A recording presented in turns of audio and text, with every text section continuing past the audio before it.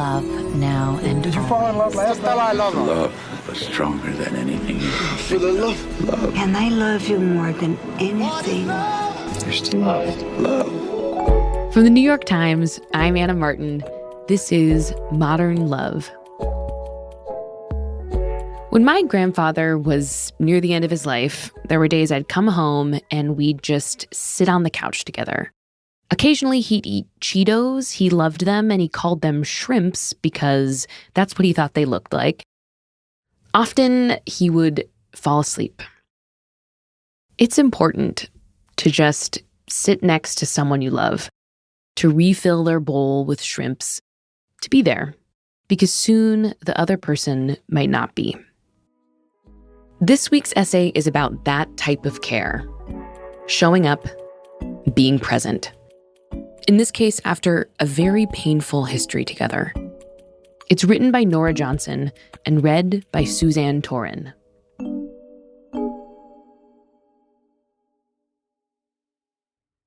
One of the things old people do is visit other old people in hospitals. It sounds dreary, and it is dreary, but it has its benefits. If you can learn to read the gauges and dials, you will, next time you are a patient, be able to find out how close to death you are. Nobody else will tell you, by keeping an eye on your vitals, blood pressure, ejection fraction, and you can secretly rejoice that it's not you in the bed. Not yet.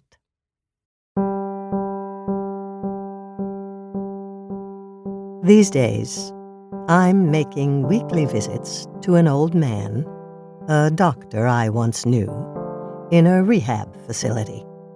Though the word rehab brings to mind drugs and alcohol, it's also for broken hips, twisted backs, strokes, and so forth. This old man, in his late 80s, recently had a mild stroke, and he has some bladder problem and a nasty cough, but he can still walk and talk. He always had the gift of gab, though some of his jokes are pretty antique now. And then there are the stories going back to the Navy during World War II and Yale in the 1940s, tailgate picnics before the Harvard game. So this is another reason to visit your ancient ailing peers. There's a nice wash of nostalgia to things that would put younger people to sleep. I like hearing all this stuff, even though I've heard it all before, and lived it. I'm not sure the doctor recognizes me. When I walk in, he gives me a sharp look, then greets me with an uncertain smile.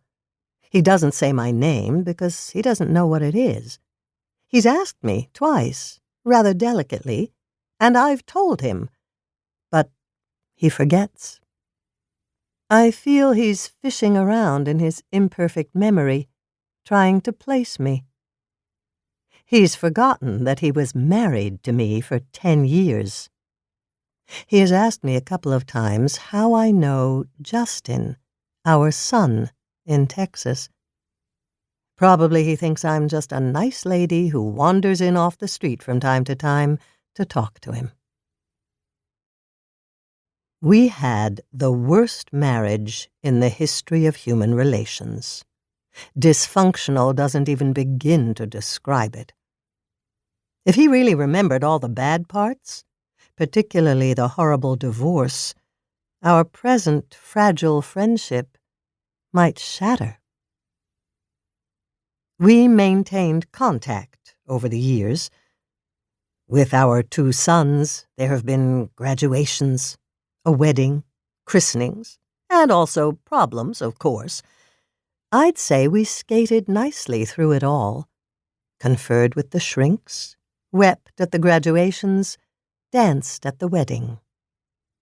I'm a believer in good post-divorce relations. It's the least you can do for those shattered kids. We even got through the suicide of our other son, John. Held on to each other, cried, blamed ourselves for everything.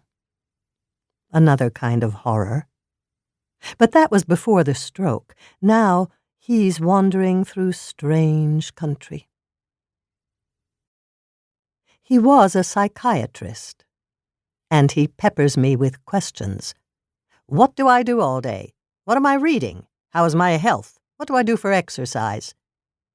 He's a skinny old man in a sweatsuit, with wild white hair and some fragments of white beard, but the wide blue eyes are still there. And in my head is a ghostly image of 50 years ago. It all comes back. The 4-star restaurants, snorkeling off Jamaica, eggnog parties at Christmas. We had pots of money until we didn't. The children brought us down to earth. My 2 daughters from my previous marriage, and the 2 sons we had together. We didn't all fit in our apartment and moved to a big house in Westchester. From there on, everything deteriorated. It would be too easy, too cruel, and ultimately too boring to document the so-called dynamics. The fights, the abuse, the police visits, and the terrible divorce. Let me close the curtain on all that. I'll skip to afterward. When I moved out with 4 wounded children, and when I saw myself in a mirror and was shocked at how I looked. Lines and shadows and darkness. I was 42, but looked 72. Slowly, I returned to my age. "Why do you go visit him?" a friend asked. "How can you?" "I do it for Justin," I said. "He is supposed to be in charge of things, but lives 1,500 miles away. And out of general humanity." "You're too forgiving," my friend says. "Think what he did to you." His elderly girlfriend visits him daily, but she has a few memory problems of her own. He doesn't like the idea that she is deteriorating. This unwillingness may be partly the stroke, but he has always had trouble with reality. The Caribbean resorts, the flying lessons, the plunging bank account. It's true. Reality is unglamorous and often grubby. His soul is romantic. And he is a city cat. It was a mistake to expect him to change light bulbs and mow the lawn, perhaps even to be a husband and father. Ever the charming host, he wants to provide me with a little amusement. So we set out to see the aviary a couple of floors down. This turns out to be not so simple. He has left his walker in his room, and also his slippers, and he's supposed to have a key and a code number for some number pad to make the elevator work. For the first time, he freezes, and his face becomes that cruel mask from the past, the one that somehow frightened an entire household of people. "Come on," he says to the nurses. "I've been going down in this elevator every day. Give me the key. Give me the code number." His voice is soft, but the rage is there. I can read him so well. I may not know the code for the elevator, but I know his. He likes me, the lady who wanders in off the street and wants to amuse me. But there's only the aviary, and he can't even take me there. He wishes it were La Grenouille, that I were wearing Pucci instead of LL Bean. He wishes the cups of cranberry juice were flutes of Veuve Clicquot.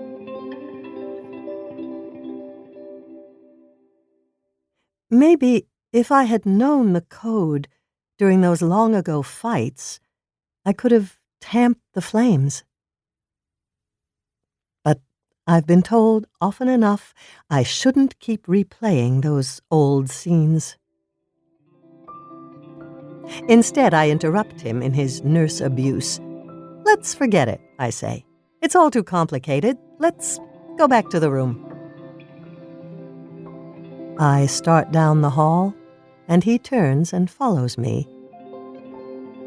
Then, I hear words I've almost never heard from him before. I'm sorry.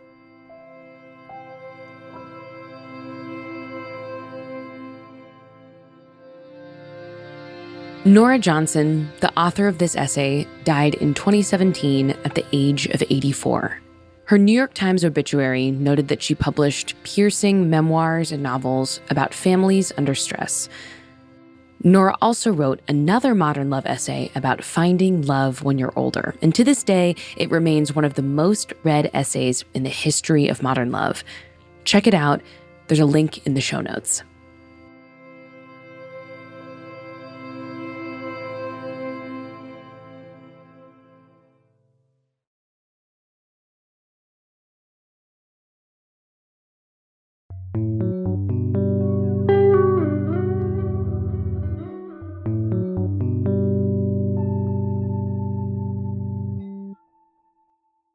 Here's a story from the vows section of the Times about a couple who just got married and the story of their relationship. It's about figuring out how to date, all over again, in your 60s. Hi, I'm Margaret Eginton Carmichael, and I live in Iowa City, Iowa. And my name is Greg Carmichael, and I live in Iowa City. And I used to live in a neighborhood. I used to go to a bar. Fantastic restaurant run by my son called Après. Après, which was across the street from my house. So my daughter Kit is home from college. We're maybe now in the spring or summer of 2016. And we decide to go over to Après to have dinner. I did notice Meg. She is very striking looking. And this man came over, and he starts talking to Kit. Kit is interested in what I did, and I told her that I do research in interface between air pollution and climate change. I have, zero idea what that means. And afterwards, Kit turns to me and says, well, he's really boring. And I said, maybe he's just really shy and we didn't get the right question. So probably about 2 months later, I end up sitting next to Greg because the bar is very crowded. And he starts asking me all these questions, and I'm telling him, well, I lived in New York for 20 years. And she would say she was a professional dancer. Then he's asking me, well, what's it like to be a dancer? How many hours a day did you dance? And then what happened after that? Oh, I was in a movie. I had dinner with Mick Jagger. He asked me all these questions, and I said to him, are you interviewing me? I think he said, I have to go upstairs and babysit my grandson. And that was it. So a few more months go by, and I see Greg occasionally. And suddenly, out of the blue one night, he walks over to me, and he says, Apré's having a Valentine's Day dinner. Would you like to go? And she said yes. And I'm like, you don't ask somebody out for a Valentine's date unless you're interested in them. And then for some reason, he texts me. When the evening came, I also invited another of my bar friends, my martini drinker. Pam is coming with us. And so we ended up 3 of us at the table. Okay, well, then it's definitely not a date if he's invited Pam. And then at the end of dinner, which was delicious, he walked me home. When a guy walks you home, it generally means that he likes you. And then I didn't hear from him for a long time.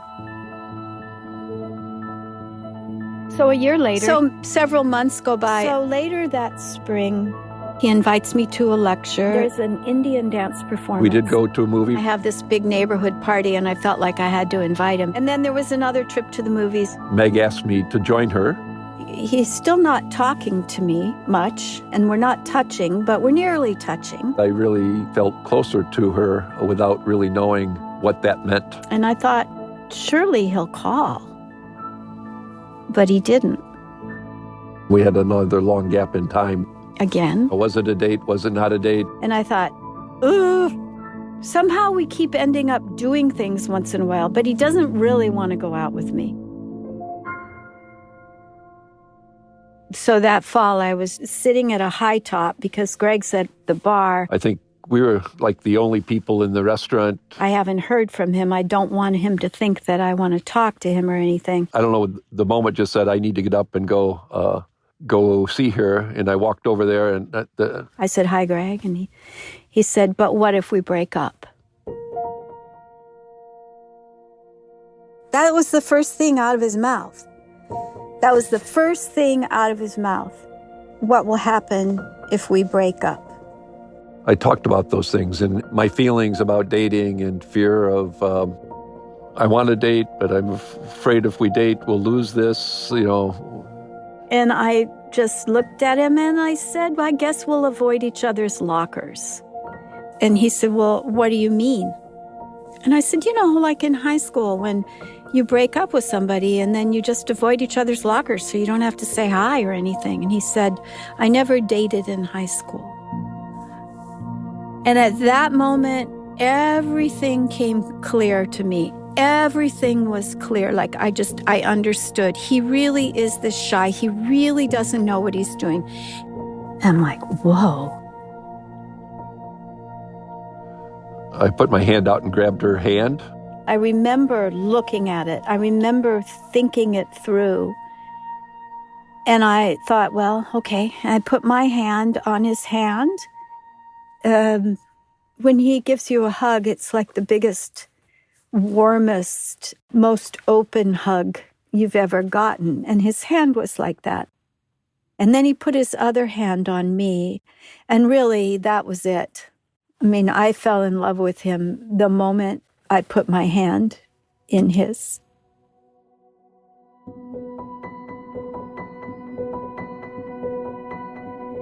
It took another couple of months, but Margaret and Greg finally went on their first official date. Soon after that, COVID hit. Margaret and Greg say that the lockdown strengthened their relationship, and this past February, they got married. The couple still live happily in Iowa City, even though Après has, very sadly, closed.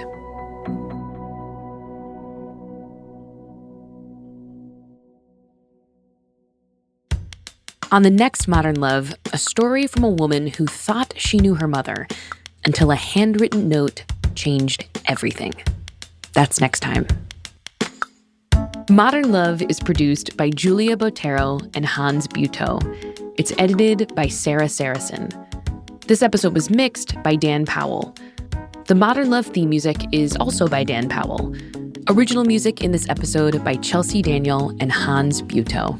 Digital production by Mahima Chablani, and special thanks to Anna Diamond at Autumn and Vincent Malazzi, who first wrote about Margaret and Greg in the Vows column from March 2022.